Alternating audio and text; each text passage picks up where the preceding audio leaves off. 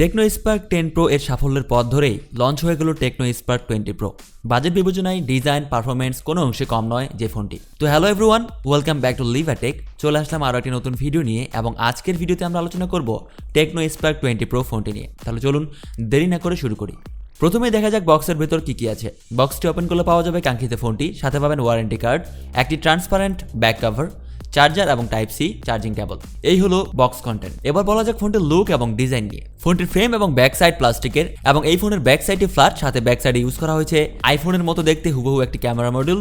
Back সাইডে glossy finishing দেওয়ায় দেখতে বেশ প্রিমিয়াম লাগছে।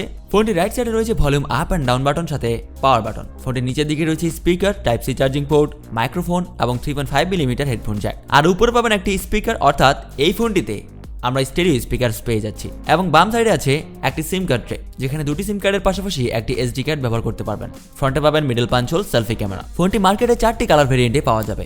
ফোনটির থিকনেস হলো 8.4 মিলিমিটার এবং এর ওয়েট হলো 208 গ্রামস।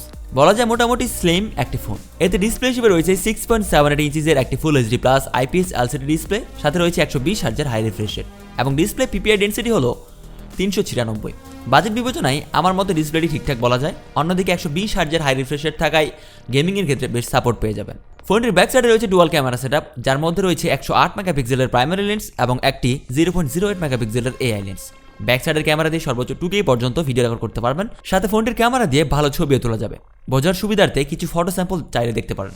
ফ্রন্টে রয়েছে 32 মেগাপিক্সেলের একটি সেলফি ক্যামেরা। ফ্রন্ট ক্যামেরা দিয়ে সর্বোচ্চ 1080p 30 fps ভিডিও রেকর্ড করতে পারবেন। সেই সাথে পারবেন ভালো মানের সেলফি তুলতে। পারফরমেন্সের জন্য প্রসেসর হিসেবে দেওয়া হয়েছে মিডিয়াটেক হেলিও G99, সাথে 6 ন্যানোমিটারের আর্কিটেক্ট বিল্ড। ফোনটিতে মাল্টিটাস্কিং ভালোই করতে পারবেন, সাথে পাবজি অথবা ফ্রি ফায়ারের মতো ভারী গেমগুলোও বাজেট বিবেচনায় স্মুথলি খেলতে পারবেন।